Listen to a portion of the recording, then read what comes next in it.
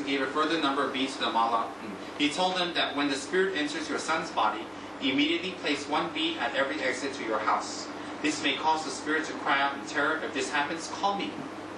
The father did exactly as Benlin Sambo had said, and in this way trapped the spirit in the house. The spirit was terrified and cried, I want to escape from this house, but many powerful, terrifying, wrathful beings are preventing me. The father immediately went to Benlin Sambo and pressed him to come to the house. When Benlin Sambo arrived, he asked the spirit, how can you inflict harm on my mother's sentient beings, when you yourself cannot bear even this slight suffering? I put the beads at the door, and it blocks you from going out because you're afraid. Look how scared you are, look how terrified you are, and look how much you're suffering. You can't even bear this small amount of suffering. Why do you create so much suffering for others and kill others? See, how do you feel? If you do not promise to stop harming others, Yamataka will let you go. Because Jeremji is a peaceful form of Yamataka, or Majushu.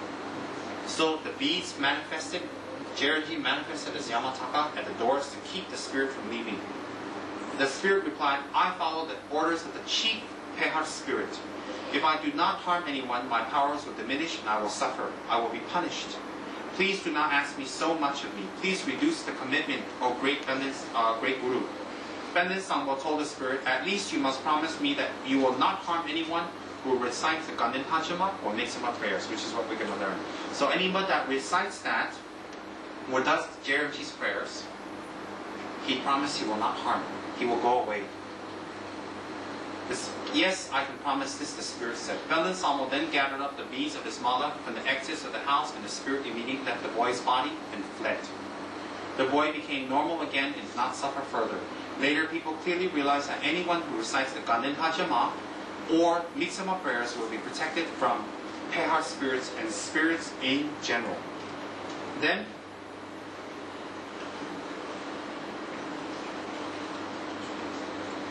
the fifth statue of Jeremji is called Je Nam Purma. It belonged to a monastery where it was often seen by one particular sincere practitioner to rise into space and then return to its place on the shrine. Because of this, the statue became known as the Venerable One who rose into space. So Ogus rose up and sat down. So we better tell him not to because it's a low ceiling. The sixth statue was made by a government minister who was a faithful disciple of Jetsongaba. And Jetsongaba himself had blessed it. One day, however, an evil person out of jealousy stole the statue and taking it along the way, threw it into a large river. Sometime later, an important merchant called Gilik was traveling on horseback in the area when he noticed a brightly colored rainbow standing vertically in space, apparently emerging from the bed of the river. Thinking that this was an unusual sign, he decided to spend the night nearby. The next morning, the rainbow was still there, and so he decided to investigate further. Although the local people could see nothing in the river, Gilik was not convinced. Securing himself with ropes, he waded into the icy river and dived to the bottom. There he found the statue of Jetsongaba radiating brightly colored rainbow lights. When he came to the surface, the onlookers were astonished to see that he had not drowned, and even more astonished to see the precious statue that he was holding. Since it was the chief merchant Gilik who retrieved the statue was subsequently called the Venerable Chief Merchant Gilik. Can somebody throw the statue into some river? I'll go get it. We call it Venerable Chief Tsem. And I'll have Tsongkhapa named after me. See all these great ideas. I think tomorrow we'll see a lot of people going to rivers with Jeremji statues. The seventh statue came from a part of eastern Tibet where at one time there was a prolonged civil war. The local people longed for the fighting to stop, and so they went to a nearby Lama who was renowned as a great meditator and asked him what they should do. He told them to construct a large statue of Jetsongaba in their own town and make offerings and requests in front of it. This they did, and soon afterwards the fighting stopped and peace prevailed throughout the region. This statue later became known as the Venerable One who pacifies conflicts. The eighth statue was named after a much revered statue of Jetsongaba that mysteriously disappeared from Tibet. Pure practitioners with clairvoyance realized that the statue had gone to another land, far away where the ground was strewn with diamonds, where the language and customs were completely different. They also realized that the statue was benefiting the people of that land, and so they decided to make another one similar to it and name it the Venerable One, gone to another land.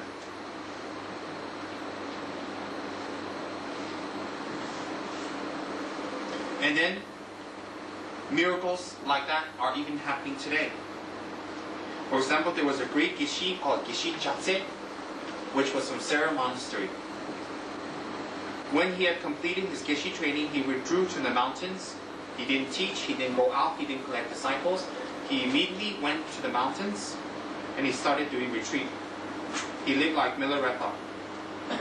He focused on Jetsongaba and Jetsongaba's practicing the Jetsongaba statute. That was his practice. When he died, his many disciples together, although he didn't gather, many people had faith and considered themselves disciples.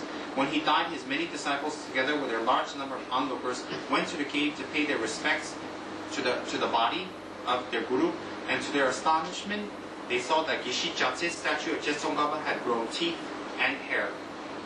I heard this account directly from these disciples, some of whom I had known myself. Then another teacher called Geshe Banden from Namring Jambaling Monastery. At one time he did a long, close retreat on Jetsongaba, counting Mitsamas, reciting Mitsamas on his mala. At the end of his retreat, an image of Jetsongaba, a minute, small image, appeared on one of the beads. He showed this to many, many people clearly, that Verity manifested on his bead. So like that, many, many miraculous signs. The second and third statues were made by two craftsmen who were engaged in a friendly contest to see who was the more skilled one at making statues.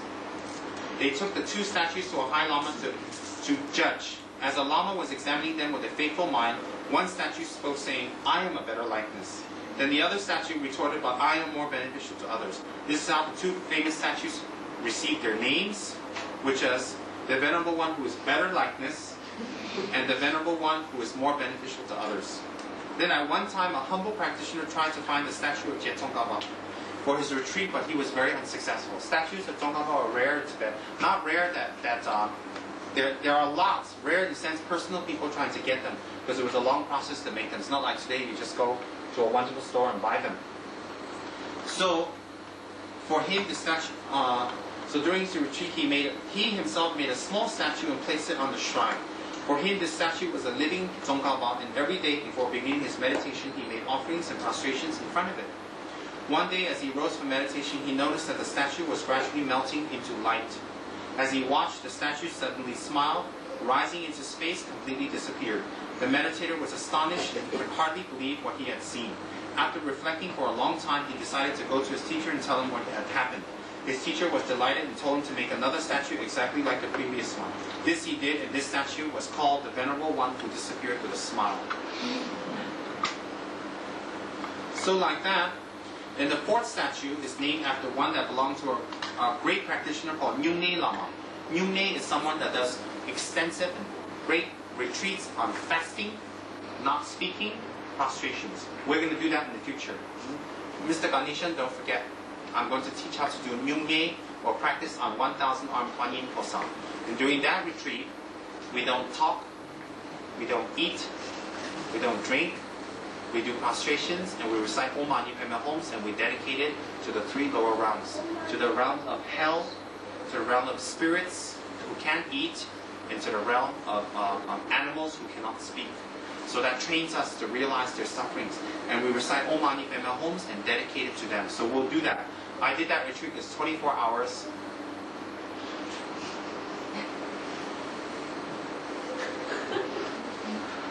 I wish I could never have to do it again. But because during the whole retreat, I didn't meditate on Kuan Yin at all. I meditated on food. About having a drink. Can you imagine 24 hours, you all day in a group in a temple, you take the precepts in the morning from your guru, and the whole day until the next day, no sleep, no eating, no drinking, not even one drop of water.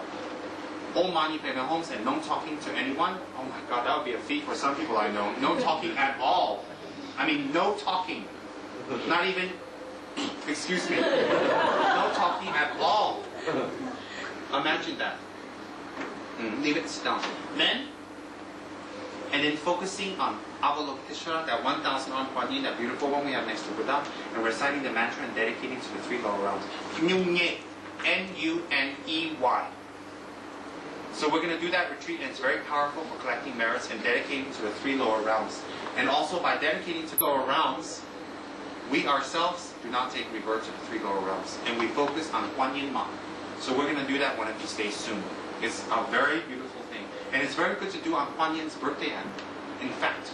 So some of us who are not healthy, have diabetes, we can take 1 hour precepts, 2 hour precepts, half a day precepts. It's okay.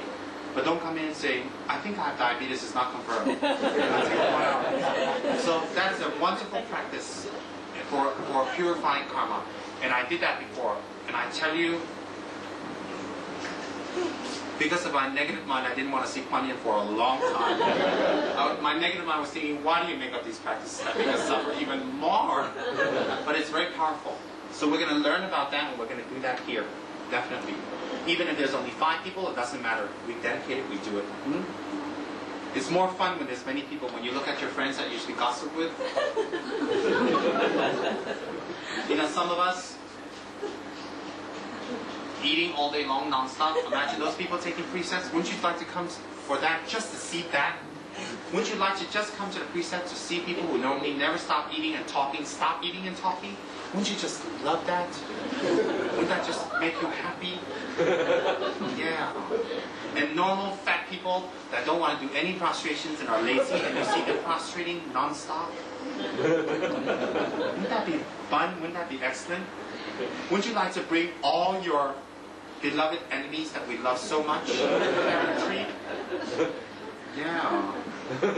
Anyways, we're going to do that retreat. It's very beneficial. We're going to talk about it. It's very beneficial.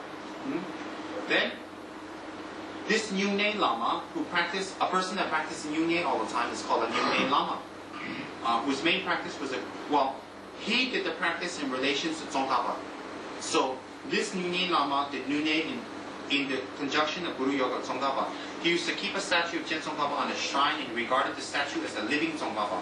Each day he would practice Guru Yoga from refuge after dissolving Guru Tsongkhapa in his heart. Because he practiced so sincerely, he developed a very pure heart and achieved a special experience of concentration. One day, while visualizing Jen Tsongkhapa dissolving into his heart, he experienced the statue actually dissolving into him, and when he arose from meditation, the statue on his shrine had completely disappeared. After this, he quickly attained many, many high realizations. News of this event spread, and the craftsman who had made the statue became very famous. Later, he made another statue of Je Tsongkhapa, to which he gave the name, the Venerable One, who dissolved into the body.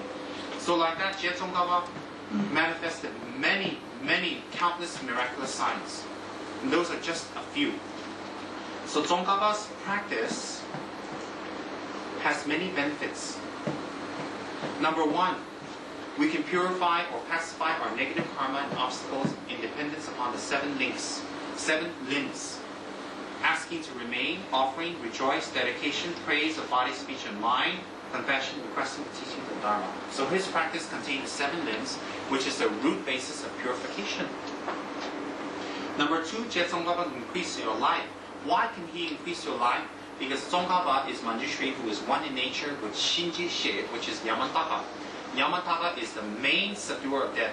Shinji She actually means the opposer of death. So Shinji She is the name of Yamataka in Tibetan. Yamataka is not Tibetan, that's Sanskrit. Yamataka, Yama is the lord of death. Tak is the one that subdues or opposes death. So Yamantaka is the one that destroys the lord of death. Which means by doing Yamantaka practice, you will gain very, very long and stable life. So being that Jeremji's main practice, one of his main practices was Yamataka, and he achieved realization through Yamataka. And he himself is Manjushri, which is inseparable from Yamataka. And Jeremji himself manifests as Yamataka at certain times. By doing Jeremji's practice, you will be able to extend your life because he is a full opponent to Yamataka. So in fact, when you do Jeremji's practice, you do not need to engage in long life meditations such as Nitai Sattara. It's not that they're not good. You don't have to be redundant. If you focus on Jeremji, your life will be increased automatically. Number 3, as he is mainly the embodiment of Manjushri, he will increase our wisdom quickly, which is the most important antidote to ignorance, the root of all suffering. The best way to protect ourselves from suffering is to increase wisdom. So the best way to protect ourselves from suffering is wisdom.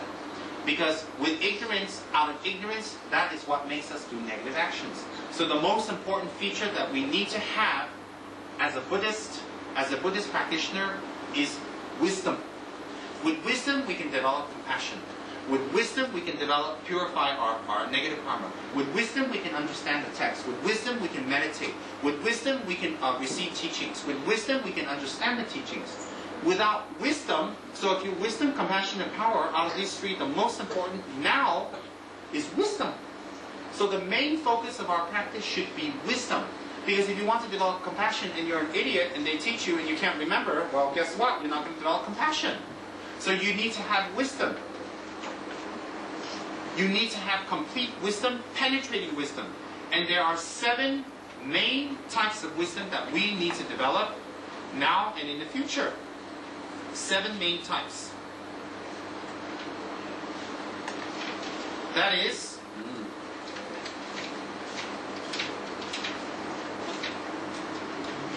great wisdom, clear wisdom, quick wisdom, profound wisdom, the wisdom of expounding the Dharma, the wisdom of spiritual debate, and the wisdom of composing Dharma books. Great wisdom, if we have great wisdom, we can understand perfectly, easily, and without difficulty all the objects we need to abandon, such as true suffering, true origin, and all the objects that we need to achieve, such as true cessation and advance. When we have great wisdom, we are able to easily, perfectly, and without difficulty understand any subject. And that, of course, refers to mostly to Dharma. So when we can understand Dharma perfectly, and we can practice and therefore gain enlightenment. So there are 7 main types of wisdom that Rinpoche can give you. That is great wisdom. Second is clear wisdom. Clear. If we can clearly distinguish the subtle characteristics of phenomena, such as the 16 characteristics of the 4 Noble Truths, this indicates we have clear wisdom. Clear wisdom is not just wisdom that can memorize, understand, and pick out. Clear wisdom is understanding very, very subtle points on Buddhism. Very, very subtle points. That when you understand, you gain realization. So Rinpoche can confer clear wisdom to understand subtle subjects. Then when you pray to Rinpoche, you have a sign that you gain quick wisdom. The third one is quick. Whenever doubts arise, wrong conceptions or unknowing manifest in our mind, we can dispel them quickly by gaining a perfect understanding of the actual nature of its object. This indicates that we have quick wisdom. So when we have doubts, when we have problems or wrong conceptions, when we check and investigate, we can get immediately the answer. We don't have to ponder over the thing for years and years and years, delaying our practice, delaying our meditations. We're doing it. Quick wisdom, sharp and quick. Then he can give you profound wisdom. If we can perfectly understand all the profound meanings of the scriptures without any difficulty, this indicates that we have profound wisdom. Then the wisdom of expounding the Dharma. If you meditate on wisdom, if you meditate on Rinpoche, the best gift that you can give others is teaching the Dharma. Out of all the activities of a lama or a monk or a teacher, it can be giving material things to his students, it can be building centers, it can be building temples, it can be building stupas, it can be making offerings, prostrations, retreats, it can be conferring initiations, but the best gift that a teacher can give is expounding the Dharma. So if we focus, and then we ourselves to give Dharma to our friends, that's the best gift, the most supreme work. When we practice Rinpoche, a sign of that is that when we are giving Dharma teachings, we need a special wisdom that realizes how much the listeners can understand which subjects are suitable for them. Moreover, we need to understand the correct order of the subjects we are going to talk about. What to say first, what to say next, and so on. We need to understand perfectly the meaning of all that we are going to talk about, and we need to understand special methods such as suitable analogies, good examples, and conclusive reasons that will clarify the meaning of others. In addition, we must also understand what qualities we need to become a perfect teacher and how to teach the Dharma and explain the Lamrim teachings. The wisdom of understanding all this is the wisdom of expounding the Dharma. So when you pray or practice to Rinpoche and focus well, one of the greatest gifts you get is you have a special gift for teaching the Dharma, or you will get a special gift for teaching the Dharma. You will understand the Dharma clearly. You will never lose subjects. You will be able to say what's first, what's next. You will be able to bring 3-4 subjects into one category and teach it perfectly. You will understand the needs of your disciples. You will know how to talk to your disciples skillfully to bring them onto the Dharma. You will be able to use special methods, and you will be a master in giving examples that can give perfect, conclusive reasoning to what you're talking about. You will be able to clarify the meaning, and you will be able to teach the Dharma that is so subtle and difficult, yet you can bring it to such a simple way down to earth that they can understand it. Then you will know how to be able to explain Lam Rin from left to right, back to front, from memory, perfectly. The wisdom of understanding all this is the wisdom of expounding the Dharma. So when you pray to Jerimji, when you worship Jerimji, and Jerimji is your main meditational deity, or you respect Jerimji very much, then you will get the special gift of being able to teach the Dharma. And this special gift should not be exclusive to masters or teachers. It should be all of us. All of us. So a sign that someone can teach the Dharma well is that they are focusing on Jerimji very much in their lives. And the purpose of that, if they can teach well, they can subdue the minds of others, change the minds of others, transform their mind, even if the person is stubborn, hard-willed, difficult, problematic, ignorant, stupid, slow, without merit. This teacher will be able to subdue the ones that are most difficult to subdue. So the ones that are most difficult to subdue, that has not been subdued or controlled by others or other lamas, because their karma is so strong, then this lama will have the power and ability to subdue those people with time, with energy, more than anyone else. This is a special practice, a special feature of Jerimji. So, like myself and yourselves, we need this quality. We need to get it. Because we don't have to be a monk or Buddha to teach others. We can teach our Dharma brothers and sisters and friends. We need to have this kind of wisdom to say the Dharma to them skillfully. So if we can teach Dharma to them skillfully, we can change their minds. So this gift only comes when you practice wisdom with us, especially Jetsongaba. Like His Holiness the Dalai Lama, when you listen to his talk, when you listen to his speech, you are in awe. You know he's practicing wisdom. You know he's focusing on Dzongkhapa, for sure. Then the wisdom of spiritual debate, the sixth one. Since there are so many different views in the world, both religious and non-religious, which are contrary to the views which are presented in the Dharma teachings, we need a special wisdom that understands the method for dispelling such views through skillful spiritual debate or discussion. In this way, we can lead people to correct spiritual paths. So, debate is very important, not just in monastery. You're able to debate with non-Buddhist practitioners, non-religious practitioners, with Buddhist practitioners with wrong views. You're able to debate with them, argue with them, and talk to them, and by debate and arguing, bring them to understanding. So this special skill again comes from the practice of the King of Dharma Tsongkhapa, because he himself can see spiritual paths to liberation and enlightenment, the light by which they can dispel the darkness of ignorance, and a spiritual guide from whom they can receive reliable advice. Therefore, composing authentic Dharma books bring immense benefit to many living beings and cause Buddha Dharma to remain for a very long time in this world. You may think there's so many Dharma books, why compose? Because times change, peoples change, examples change, situations change. So you must take the original principal teachings, rewrite them with the same theme, but with different examples. So that special gift can come from Jerimji. You may think, oh, why do some lamas want to compose books when there are already things on the certain subjects? The reason is to bring benefit to current sentient beings who may have different views and different ideas that are slightly different than examples given before, which may not attract them. So out of compassion to bring Dharma to more people, you need to compose Dharma books that bring benefit to others. And however, to compose authentic Dharma books, we need a special wisdom. We need perfect understanding of the subject matter and confidence to write about it. And we also need the wisdom we need the wisdoms that arise from listening, contemplating, and meditating on the subject that we will write. So what we write about, we have to have listened to it, thought about it, and meditated, and actually practiced it to compose. Therefore, this composition will have great blessings. With these, we can develop a special wisdom that has complete abilities to compose Dharma books. So Jerimji has that kind of benefit to gain the 7 types of wisdoms. As we practice, we purify the negatives of the body, therefore health will improve. By Jerimji's meditation, you can improve your health by purifying the body. We will make a connection with Maitreya Buddha. When Jerimji passed away, he took rebirth as a bodhisattva, disciple of Maitreya, called Essence of Manjushri, Jamben Ningbo. Jerimji now is in Ganden heaven or Tushida by the name of Jamben Ningbo, his incarnation. a root student of Maitreya Buddha. So, when we actually pray to Jetsun Baba, because he is in Golden Heaven, because he is there with Maitreya, we have we have a direct connection to Maitreya Buddha. So in some texts, I make it simple 3. In some texts, when you practice Jeremji, you get the essence of 4 bodhisattvas.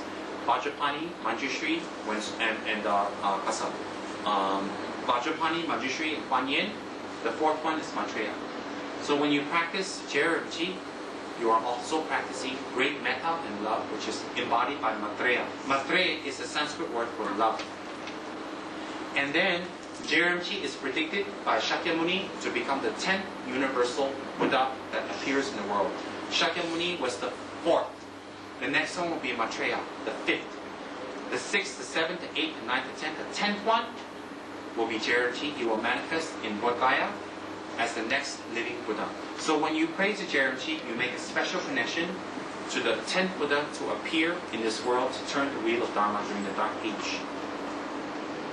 One will gain a connection and be born as a future Buddha, Maitreya, by this practice. So if you practice Jeremji even in a cheapskate way, not so hard, you will be born as Maitreya's disciple.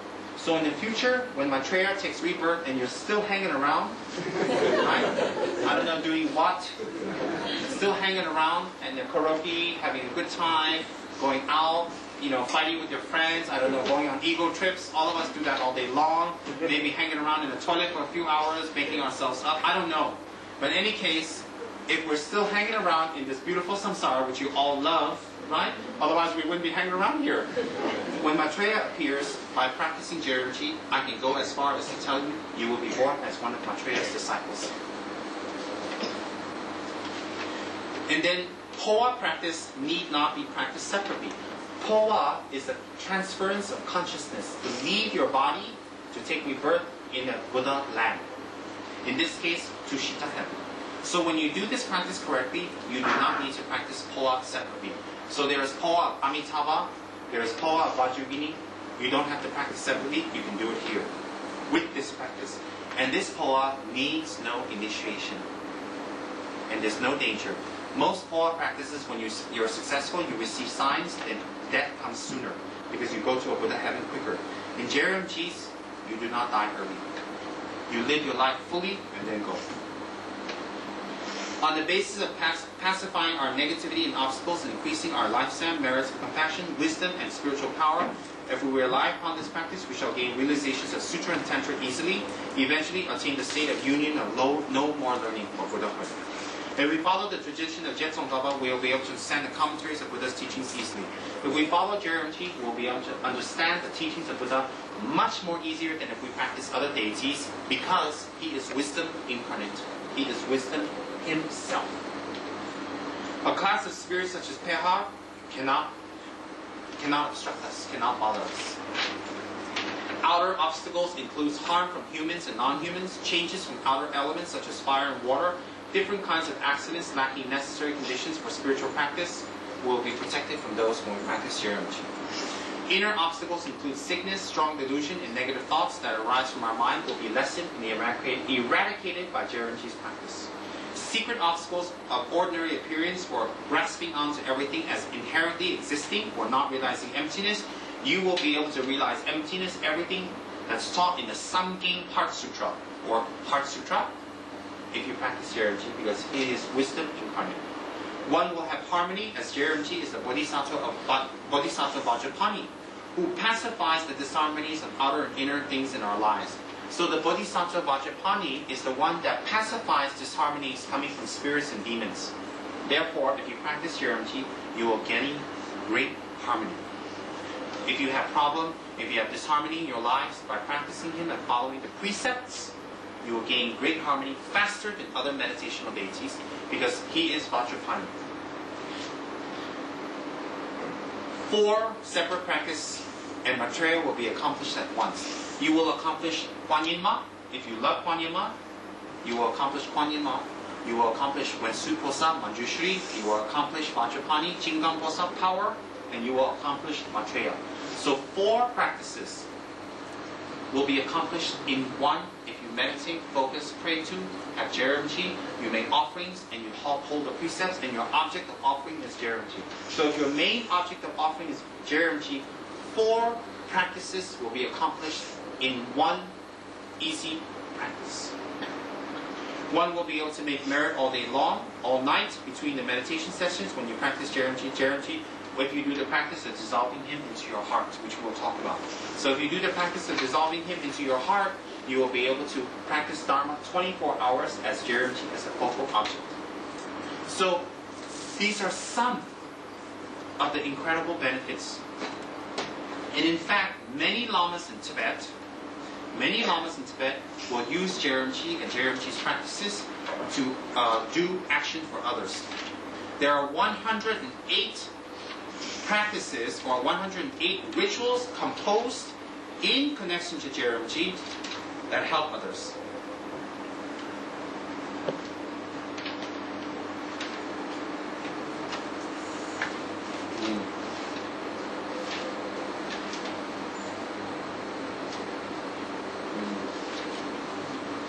Then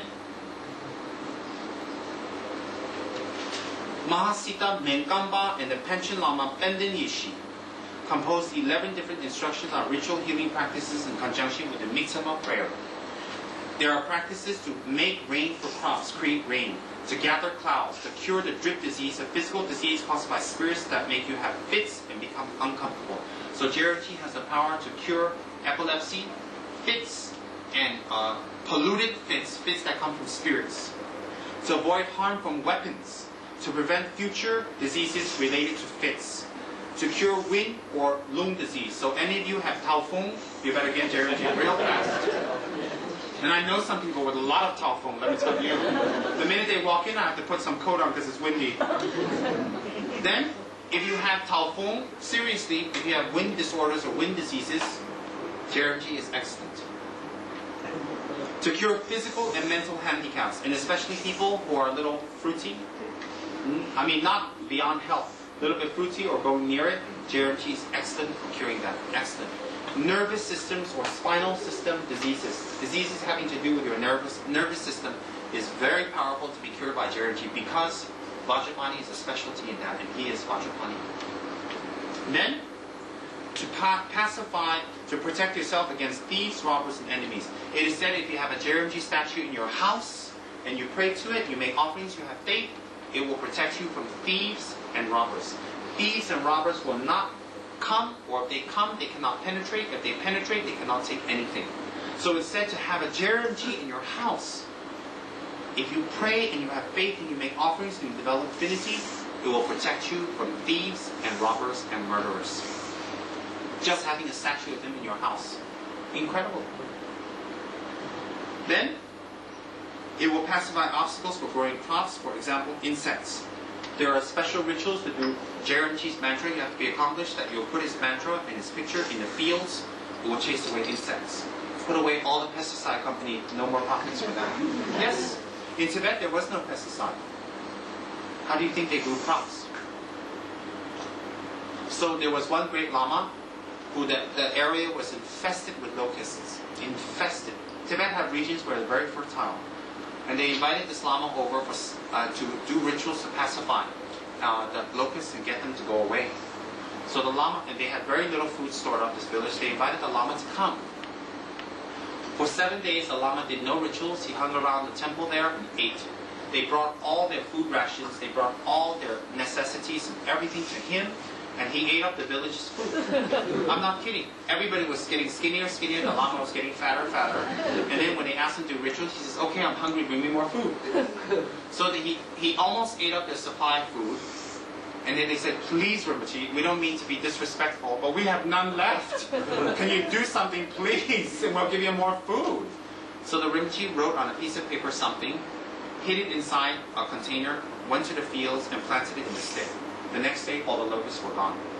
Then he said, see you later, I'm going off. Then he took off, and they're like, that's it? And people criticized him, they hated him, they were like, what? We fed you, and you ate up all our food and took everything from us.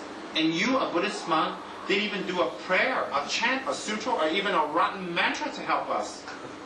And you just ate and disappeared. And took some for the road too. So, the next day, they had that doubt that day about the Lama. So the next day when the Lama was already gone, the locusts were gone, they were amazed. They went to the fields, took out what he wrote. And you know what it said on the paper? It said, if I am Vajrapani, you all go. That's it. Very simple. Don't call me if you have locust problems, please. Because I'll write there, I'll challenge for this. If I am not Vajrapani, you go. Definitely it'll work. So yes, as simple as that. Why did he eat the food? He collected the merits for the people. He was Vajrapani, he visualized himself as the Bodhisattva Vajrapani. Everything that was offered to him, he offered to Vajrapani Buddha, who was a saint, and he collected a great amount of merits to purify the karma of the people, to make them suffer, to have problems, to have difficulties for 7 full days. Psychological trauma, starvation, difficulties to purify their karma so he can actually do the work. That was his reason for making those people suffer. That was the reason for him using up their things. So realize, Lamas, that use your place, use your things, use your offerings. If they're realized or if they do the tantra practice correctly, you will gain a great amount of merit. So if someone is making offerings to a highly realized Lama or to a Lama or to a monk, one should rejoice if one cannot do it. One should rejoice that one can do it. Because the more offerings they make, whether the Lama needs it or not, it gives an opportunity for the giver to collect a lot of merits. A lot of merits. Especially if it's your root guru or your teacher or master and they make offerings. I'm not saying go out and say, yeah, make more offerings then. That's not the point. You should encourage them and you should rejoice. Oh, you make offerings of flowers? Wonderful, so wonderful. I rejoice. If the master is realized or practicing Tantra correctly and they're making offerings and then you discourage them or you don't like it or you yourself is miserly. Maybe you're miserly, you don't like it and it hurts you that they do it and you stop them. The merits that they can offer to a realized Lama, to a guru or their guru, you have stopped. Therefore, it is a root cause for you to create disharmony between you and yourselves, among yourselves, and create the karma to be away from the Dharma, away from the Lamas, and in the future to suffer poverty. So if someone is making offerings to the gurus or to the masters or anything like that, encourage them. Don't force them. Don't make them. Don't increase it. Let them offer what they like from their heart, even if it's a flower, if it's a whatever. Because the Lamas definitely do not need it.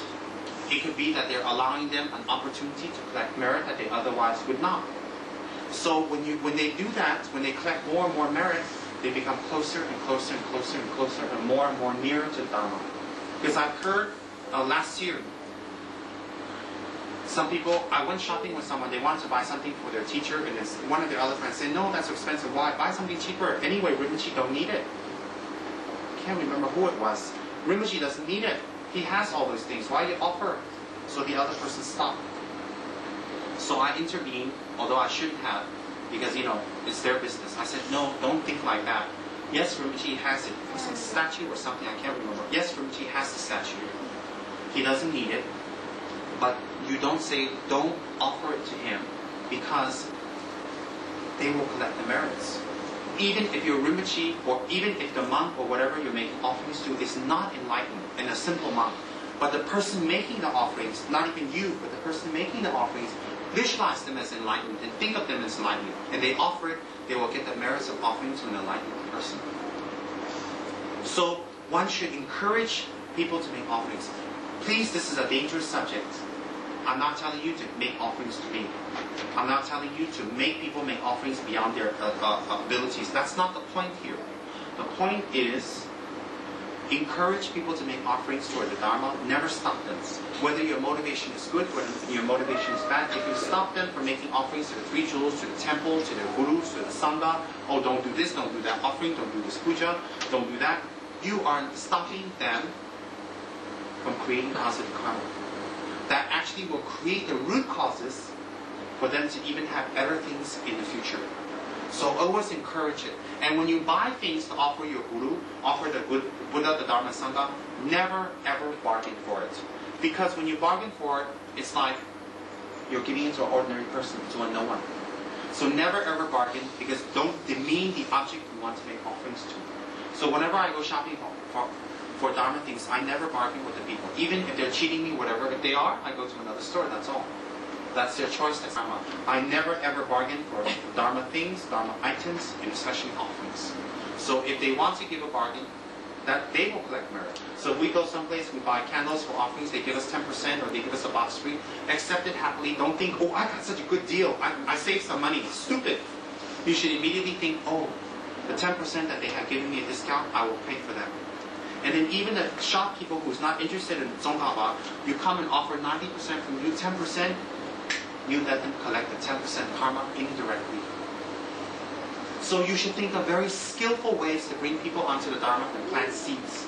So never ever discourage people from Dharma, from their masters, their gurus, from doing practices and meditations. Never ever discourage people from making offerings to any of the three jewels.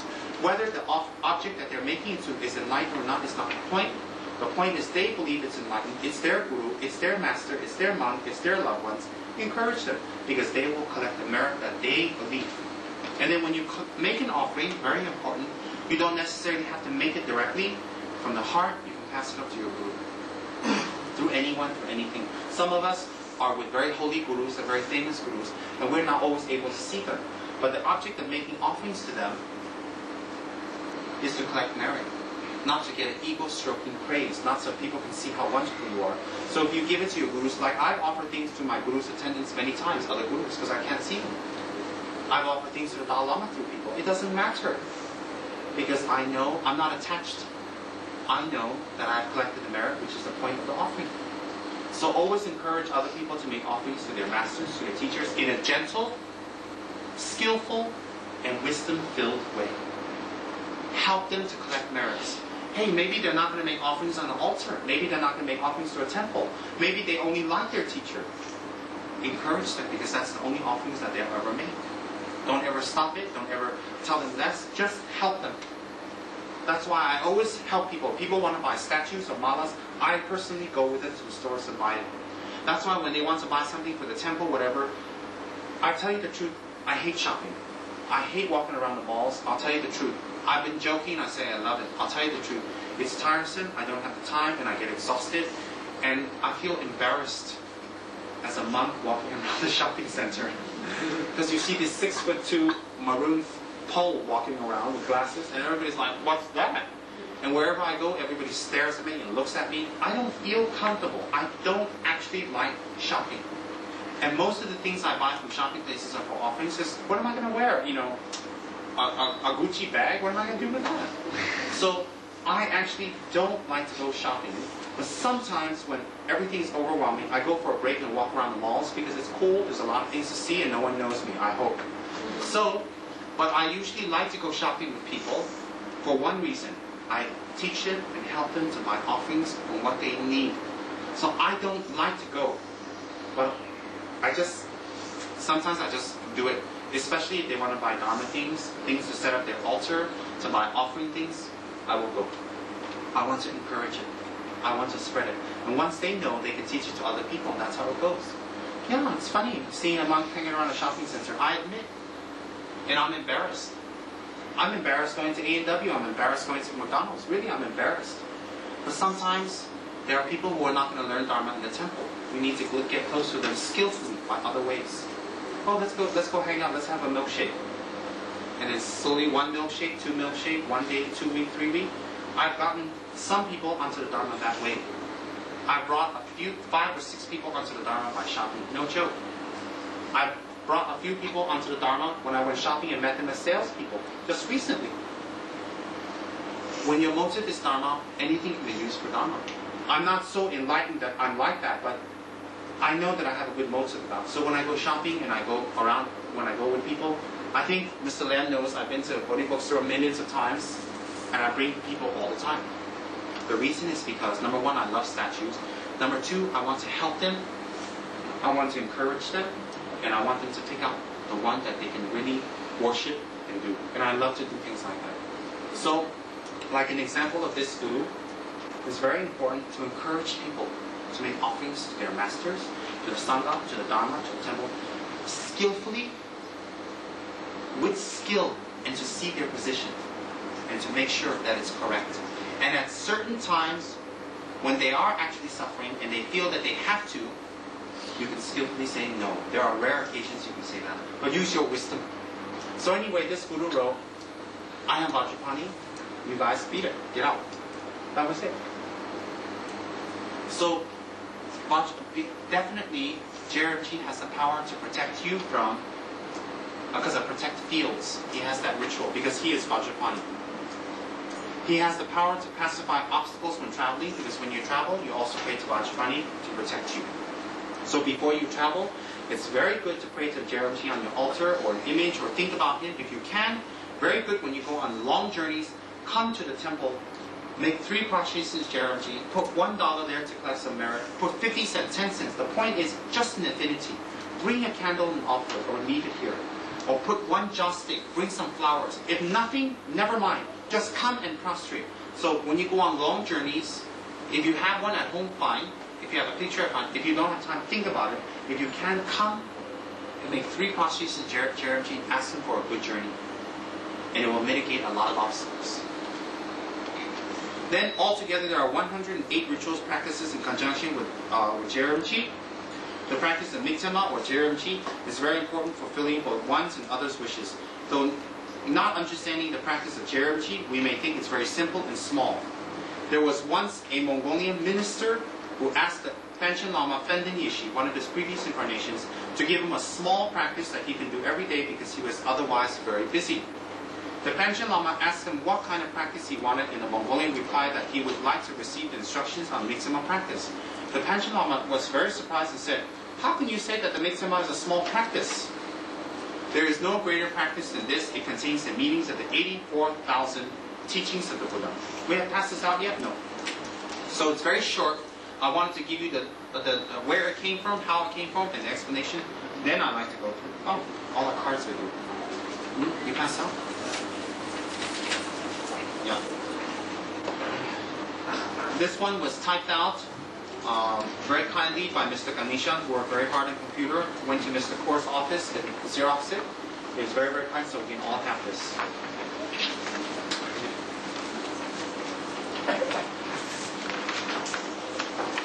Fancy?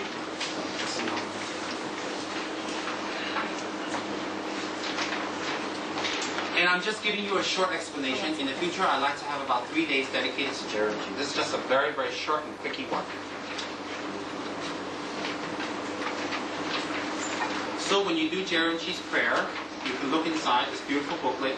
Please punch holes in it and include it into your prayer practice daily. It would be very nice. This itself is enough for all practice. This is a sadhana.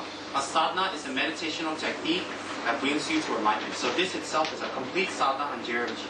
Alright?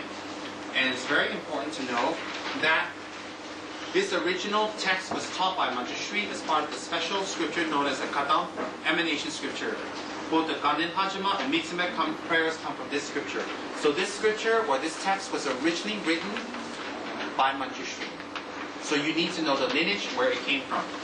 This practice was then extracted by Jetsongaba himself.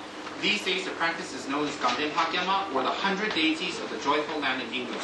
So some of us call it Ganden Pakyama, or in short, Lama Tsongkhapa Guru Yoga. Ganden Pakyama, Ganden means Tushita, or Tushita has 100 happy deities, which means bodhisattvas. So that is a joyful land with 100 deities or 100 bodhisattvas. So Ganden Pakyama means the practice that takes you to Tushita. The practice that will take you to Tushita. So Ganden Pakyama. Maybe put over there. Okay, I'll keep on over here. So Ganden Pakyama is extracted from the Kadam Emanation Scriptures, which was taught by Manjushri himself. So this was incredible. Manjushri, then going down to Tsongkhapa, he extracted it directly himself. Then that was passed down to Je Sherab Sengye, who was a great meditation master and the starter of Gyume Tantric College. He was the original one that started the Gyume Tantric College. Then that was passed down to Dungaba Fenden Sangbo. That was passed down to Gyuchen Gendunbe. I'm reading to you, it's not in your book. Then that was passed down to Gyuchen Jashipa. That was passed down to Je Sandru Gyalso. That was passed down to Kijun Sangye Gyatso. And then from that, it was all the way passed down to the great Pabongka Rinpoche. Pabongka passed it down to Chujan Rinpoche. Chujan Rinpoche passed it down to Song Rinpoche. And I received these teachings from His Holiness Song Rinpoche. One of the lineage, the complete initiation, transmission, and description, and the Poa practice I received directly from His Holiness Song Rinpoche when I was 17 in Los Angeles, California. And then I received this without the Poa practice originally, the transmission, the teachings, and the whole thing from the great tutor of His Holiness, Great Ling Rinpoche. Ling Rinpoche is the first photo that you see there on the wall, the first one on the left. The small boy is Ling Rinpoche's incarnation. The picture next to the small boy is his previous life as a guru, as a Dalai Lama's guru. So you see the Dalai Lama's guru who had passed away, and that's his new incarnation, the great Yongzin Ling Rinpoche. So I had received this great teaching, this great practice, originally from the holder of the Ganden throne, Jetsong Kaba, himself, Ling Rinpoche. So I received this from Ling Rinpoche when I was around 11 or 12 in Howell, New Jersey. Later, I received it from His Holiness Song Rinpoche with the Poa practice. So my lineage comes from there, and you understand where it comes from. So I've stated the lineage, the time, and the place. All right? So, this lineage is called the Se-Gyu lineage. Se-Gyu.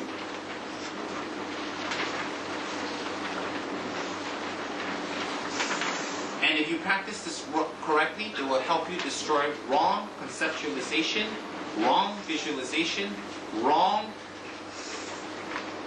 thoughts towards your guru. So one of Rinpoche's most important features is that when you practice him correctly, he will help you to destroy wrong view, negative view, misguided view, views that arise from negative karma that are overwhelming in regards to your guru.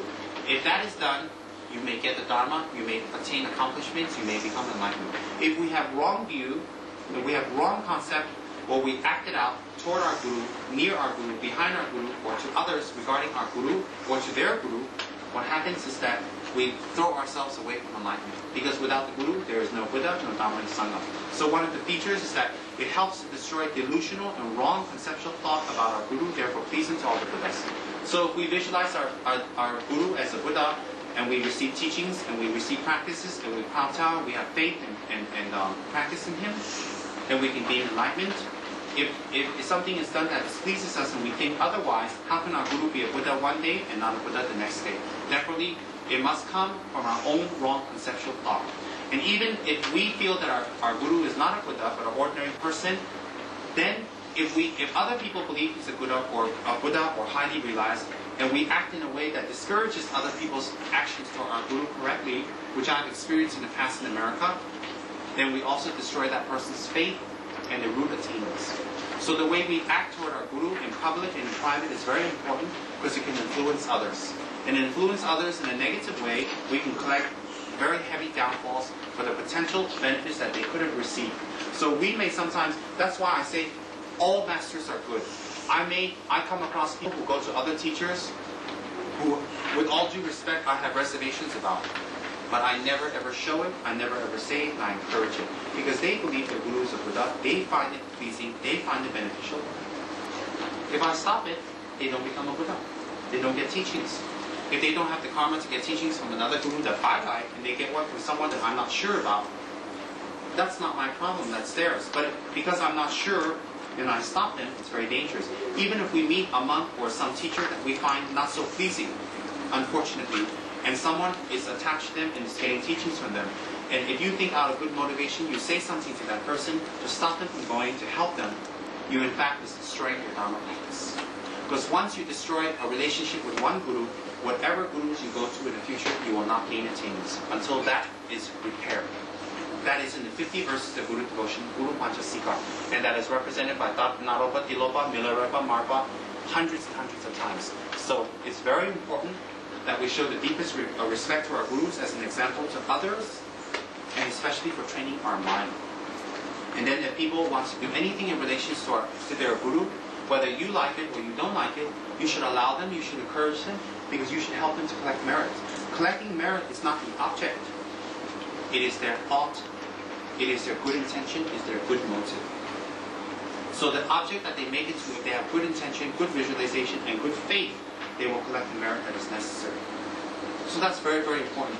Jerinji's practice, it says here, is very instrumental for destroying wrong conceptualization and projections and expectation of our Guru, which can cause us to lose faith, which can cause us to unnecessarily lose faith, lose confidence, lose trust, and lose the wish to serve and help.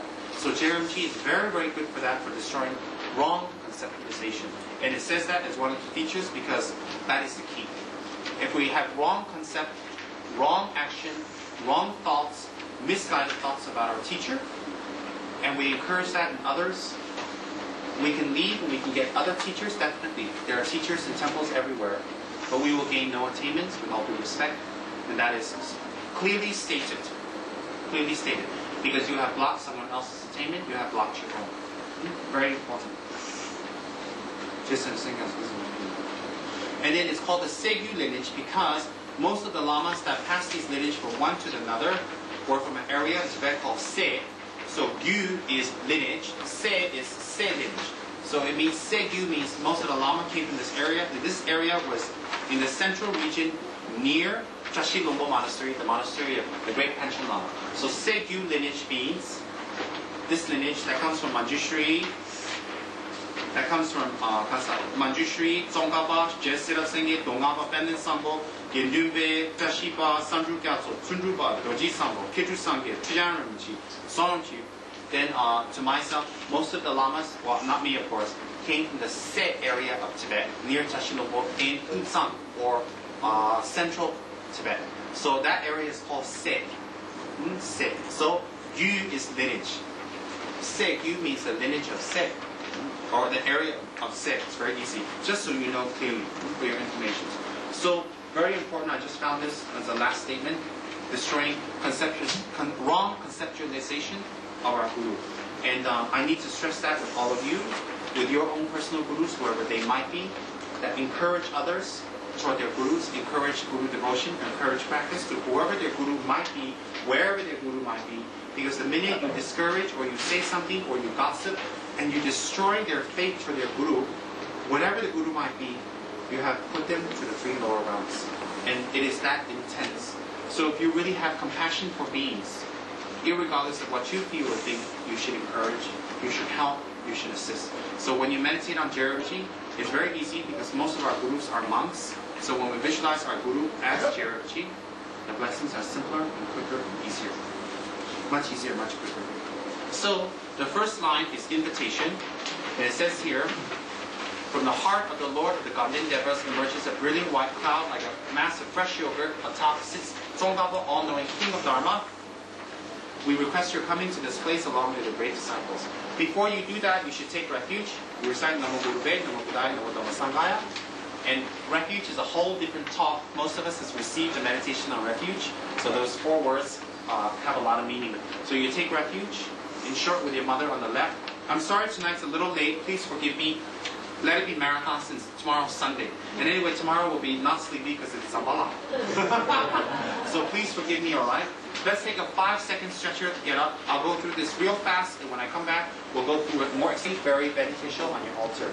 I encourage you to have statues. The bigger, the better. The more statues, the bigger it is, the more merit.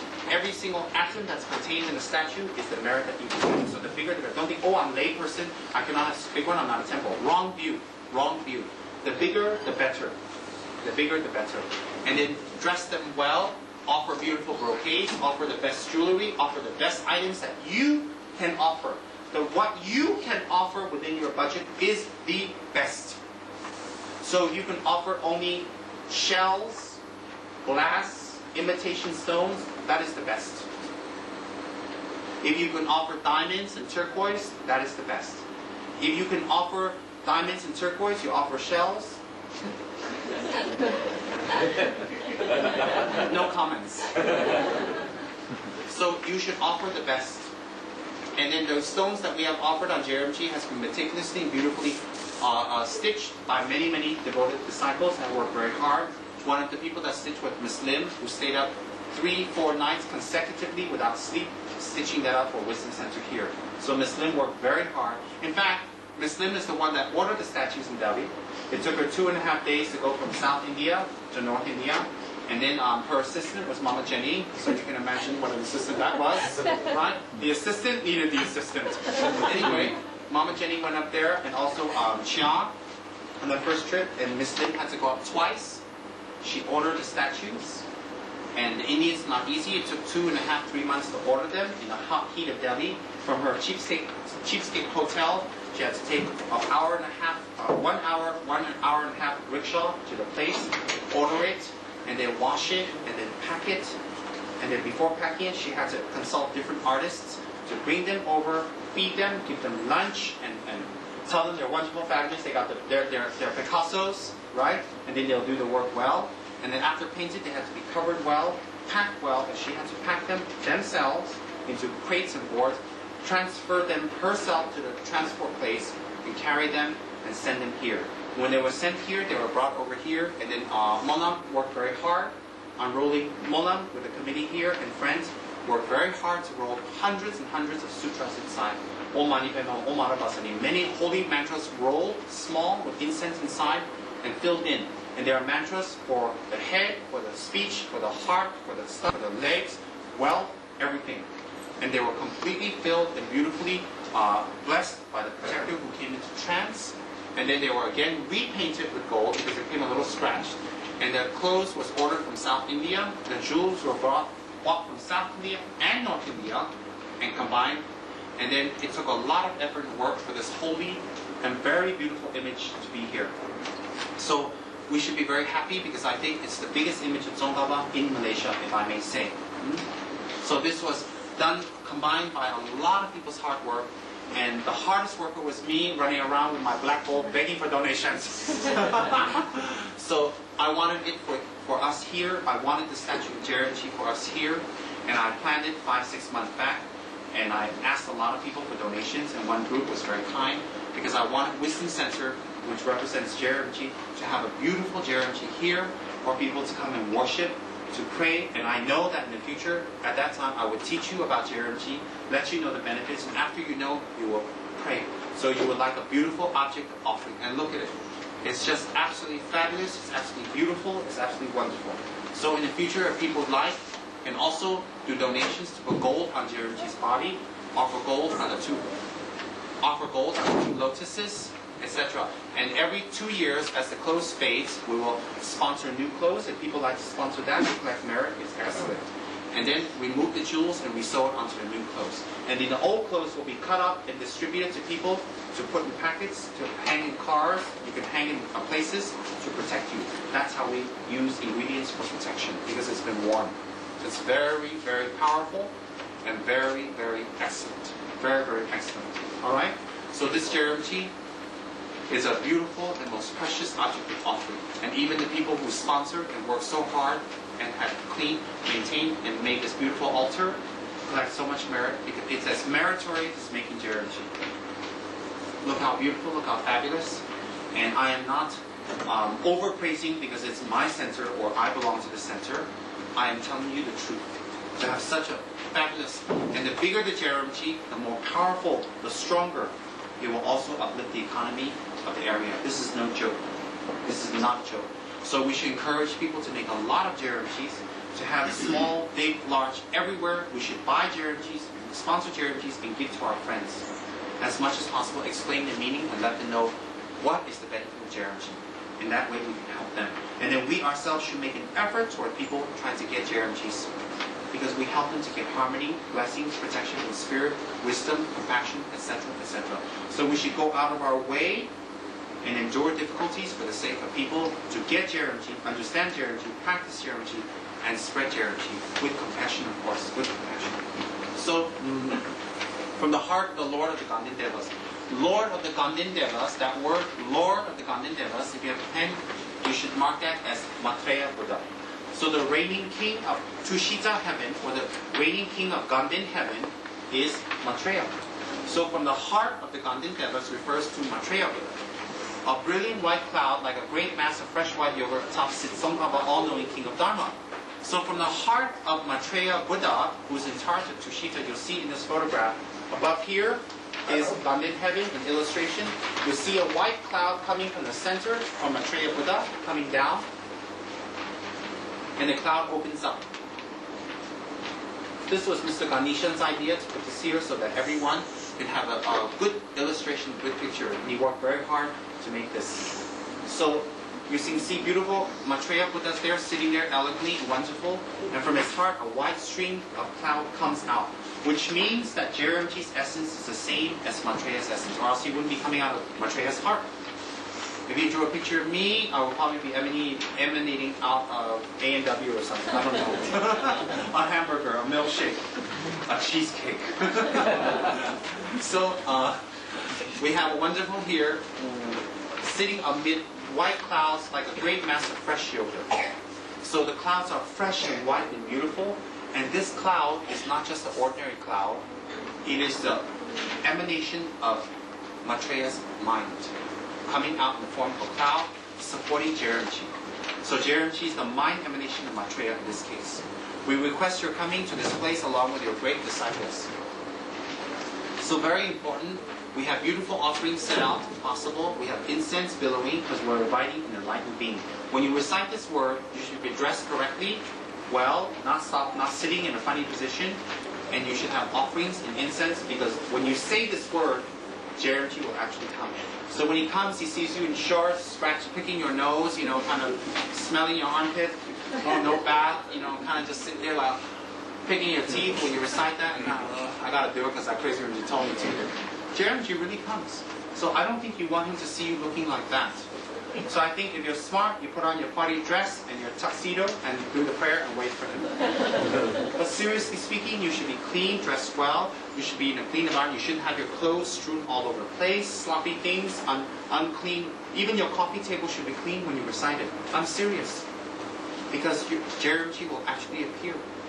So when we clean the temple, when I clean my room, when I tell my monks to clean up, I don't clean up because people are coming or I like it clean, although I do like it.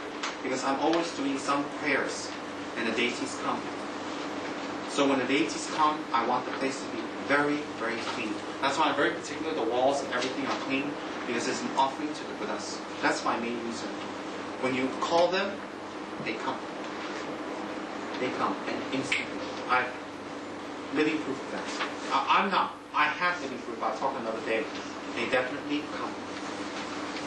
If there's an oracle or medium, the minute you invite them, they will come. Don't think, I say come forth and the medium puts on an act. Sometimes I don't say anything. I just sit there and say, can you come forth? I want to talk to you. I think immediately takes trance. I've seen it many times. I've done it. I've had my medium take trance in cars. So I'm in the front seat and I say, I need to ask you something. I think it might come forth. In the back, I hear someone screaming and waving their arms and I'm getting a slap. From the front, yes. And I know that they can hear me. I have proof of that many times. It just happened 3 days ago. So when you say that verse, Jeremji is coming. Be dressed decently and well, proper, clean. Be respectful.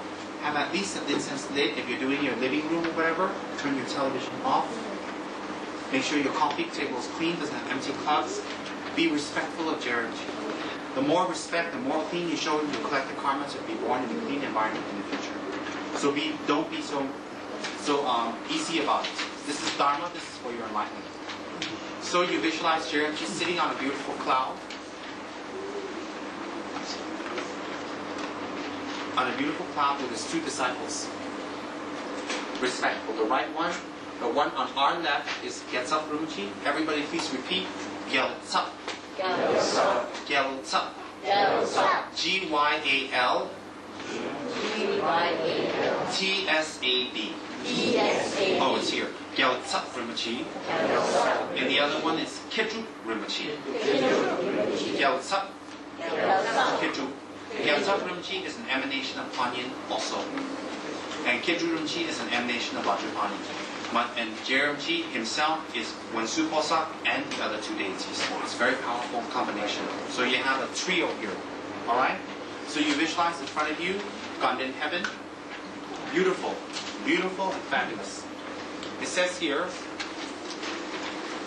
to the north of this continent, Jambudvipa, is Mount Meru, the center of the cosmology, which has 4 steep step levels On top of Mount Meru is the land of the 33 heavens, the highest, the second abode of the desire realm gods. In the space above this is a land without combat, the third abode of the desire realm gods. And in the space above this is a joyful land, the fourth abode of the desire realm gods. Just above this is a god realm, is a pure land of Maitreya heaven. So above the highest realm of samsara, right above this is Maitreya heaven. Beings who abide in Tushita or Ganden heaven, Maitreya's land, do not experience aging, sickness, or any other sufferings.